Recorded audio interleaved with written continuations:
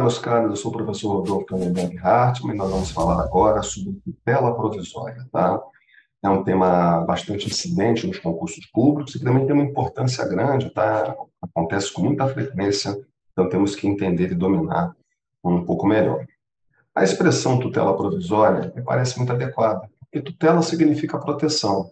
Provisória é porque é uma proteção que ela ainda não é definitiva, ela dura um determinado período de tempo, não é um momento processual adequado para o juiz dar uma proteção definitiva, um provimento definitivo que possa, por exemplo, aspirar a coisa julgada. E a nossa tutela provisória é regulada entre o artigo 294 ao artigo 311, 294 ao artigo 311 do Código de Processo Civil. Essa tutela provisória tem umas disposições gerais, as disposições gerais ficam entre o artigo 294 ao 299. E depois ela começa, então, a diferenciar dois tipos de tutela provisória. A chamada tutela provisória de urgência, que é um tratamento mais amplo, e a tutela provisória de evidência. A tutela provisória de evidência, ela tem as hipóteses que podem ocorrer no artigo 311. Não há um procedimento diferenciado. Então, estamos num procedimento comum. No procedimento comum, que antigamente era rito ordinário, hoje é procedimento comum, caracterizando uma daquelas situações do artigo 311, dependendo, o juiz ainda não está no momento para prolatar a sentença, dando a tutela definitiva. Não é o momento adequado para isso. Ainda não é possível fazer um julgamento antecipado do mérito. Então, ele, juiz, como não pode dar sentença naquele momento, ele pelo menos pode dar uma proteção provisória, ele pode dar tutela provisória de evidência.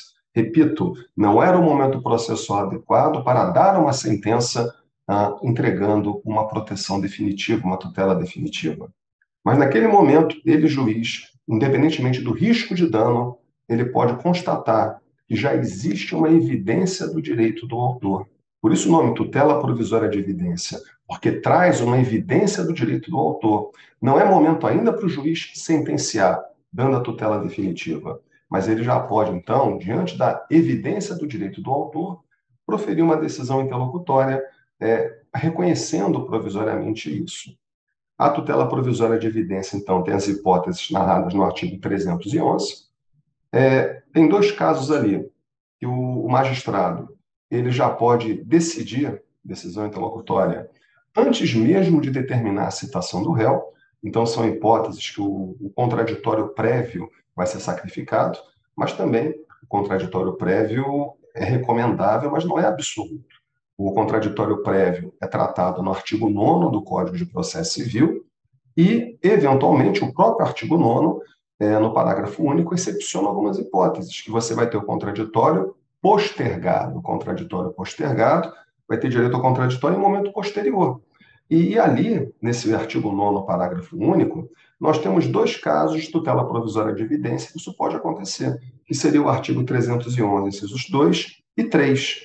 Agora, nos demais casos, o juiz vai primeiro escutar o réu, vai ter citação, e dependendo, ele pode dar a tutela provisória de evidência no meio do processo, ou mais para o fim do processo, tá bom?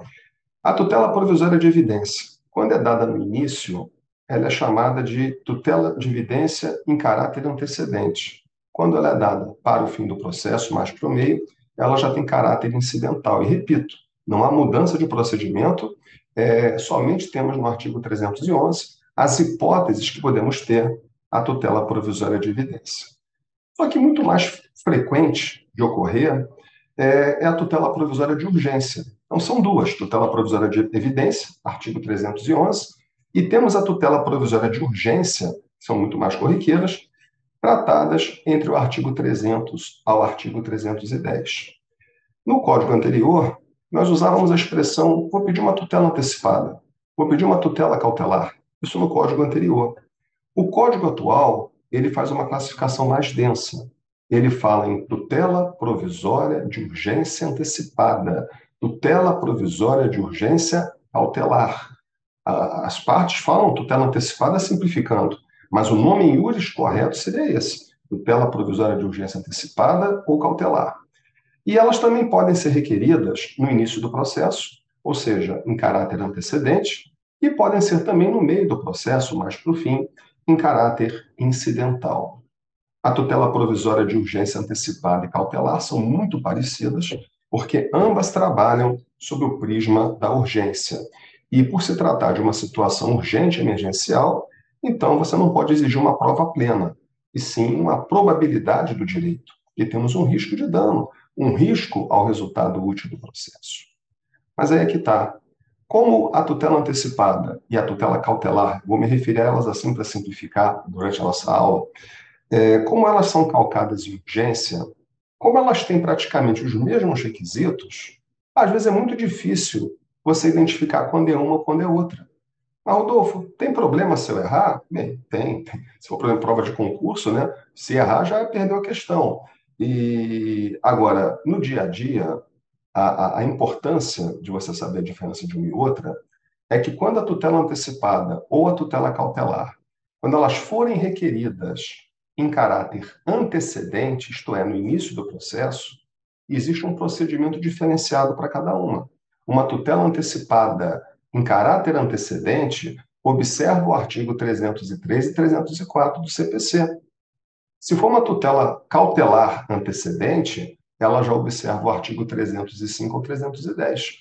Então, identificar qual a tutela de urgência correta, se foi requerida em caráter antecedente, tem importância por conta do procedimento que muda. A tutela antecipada antecedente 303 e 304 e a tutela cautelar antecedente entre o artigo 305 e 310 do Código de Processo Civil. Agora, quando elas são requeridas em caráter incidental, por exemplo, no meio do processo, você não tem procedimento diferenciado. E os requisitos continuam exatamente os mesmos, tá? Então, o que muda mesmo é o procedimento, quando for uma tutela cautelar antecedente ou uma tutela antecipada antecedente. Tá, Rodolfo, então você está falando que tem diferença entre elas, que é importante saber a diferença, sim, tem que saber, até porque se você errar, tem fungibilidade. No caso real, se você errar, tem fungibilidade, o juiz pode deferir a correta. Então, você pediu a tutela cautelar e o juiz entende que era antecipada. Ele vai mudar o procedimento e vai deferir que achar correta. Tem fungibilidade, a fungibilidade é prevista no artigo 305, parágrafo único, 305, parágrafo único do CPC, vai falar da fungibilidade, e essa fungibilidade não é de mão única, ela é de mão dupla.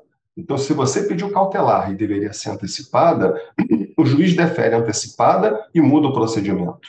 Você pediu antecipada e deveria ser cautelar. O juiz defere a cautelar e muda o procedimento.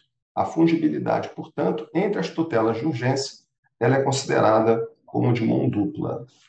E também, vale dizer, essas tutelas provisórias, elas têm praticamente os mesmos requisitos, Você vê que eles estão descritos no artigo 300 do CPC, praticamente os mesmos requisitos.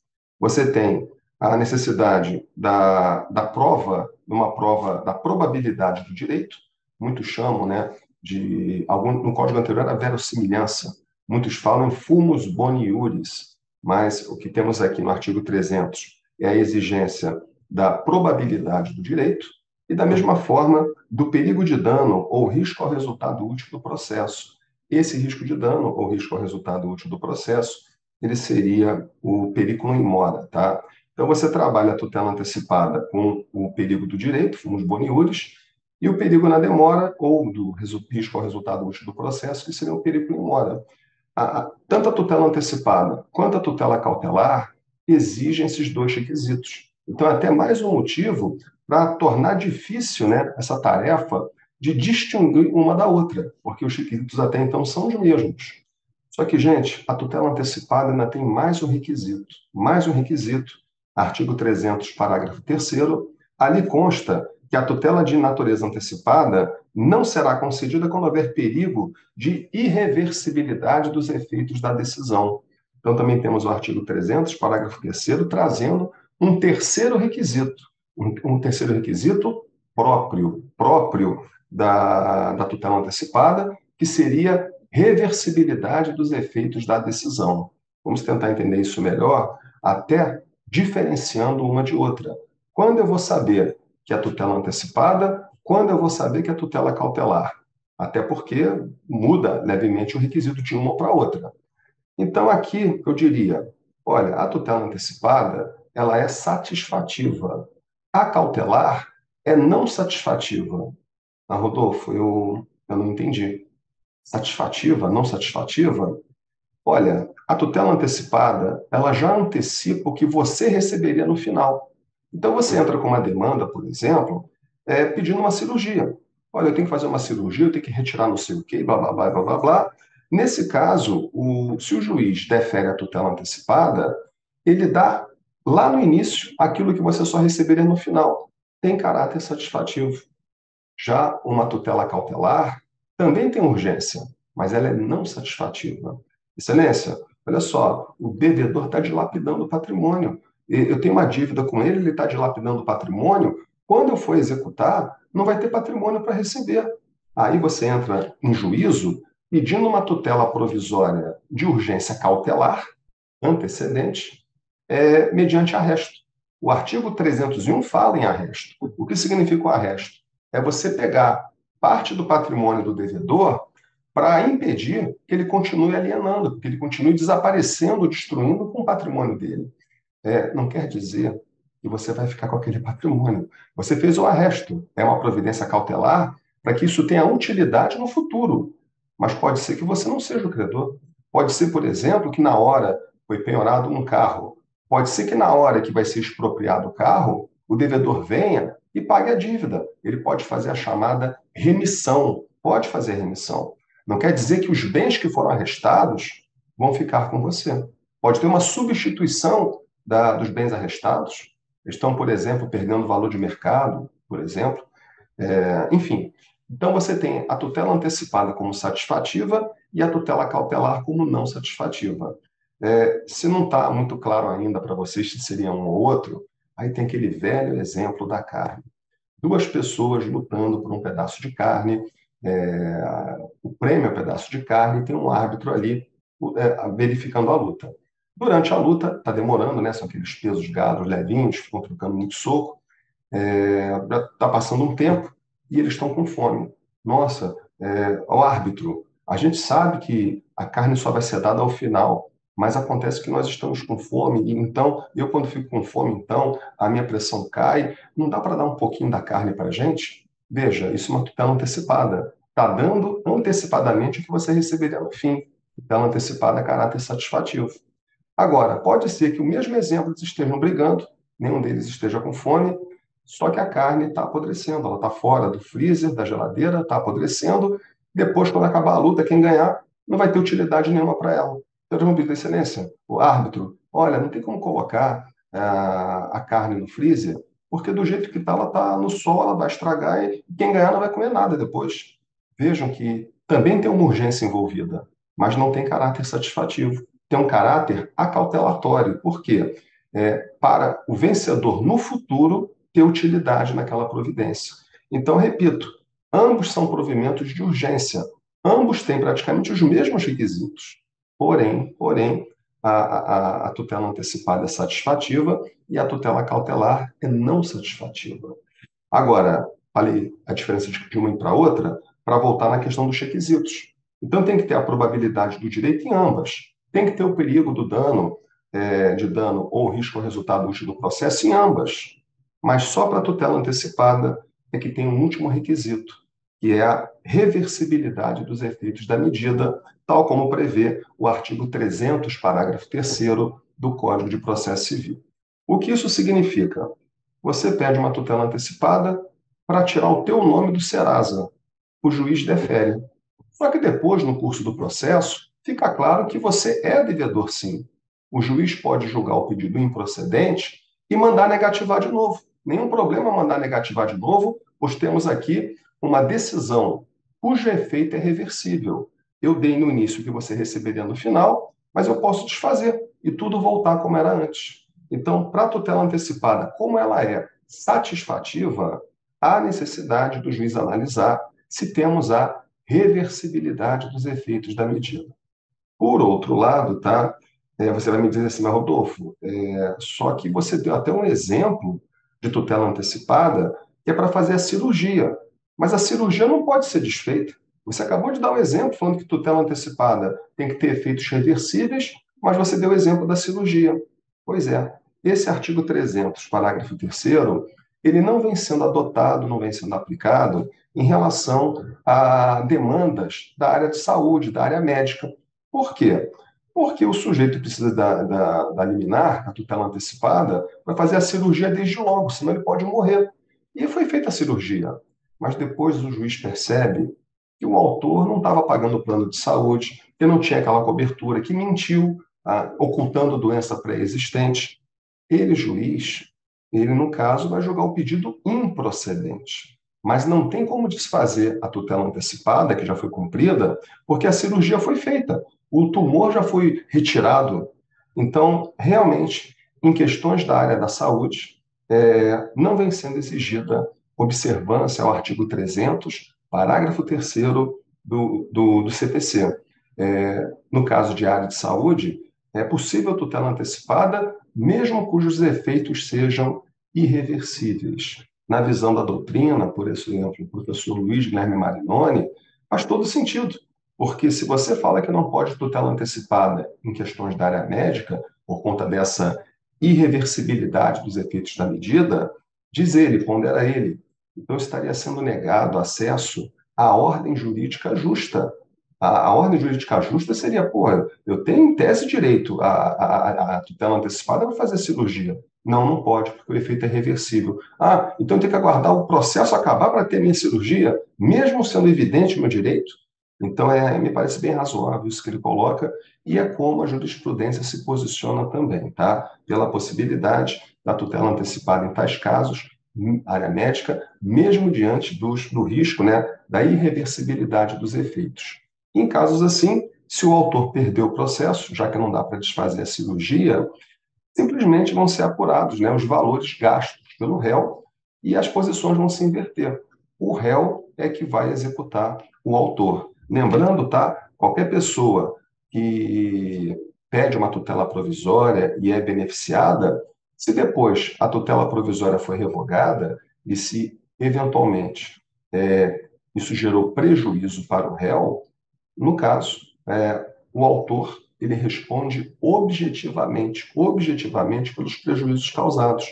É uma interpretação que nós temos no artigo 302 do Código de Processo Civil. Qualquer pessoa fez um requerimento de tutela provisória, teve o deferimento, depois o juiz julgou improcedente e revogou, se gerou prejuízo ao réu, isso vai ser apurado nos autos em que a medida tiver sido concedida, sempre que possível, artigo 302, parágrafo único, e uma vez liquidado o prejuízo, repito, as posições se invertem, no caso, o réu passa a executar o credor, já que não tem como o autor, já que não tem como desfazer a cirurgia, então pelo menos o autor vai ter que fazer o ressarcimento do réu no que se refere às despesas que foram apuradas e liquidadas, tá, nos próprios autos, portanto.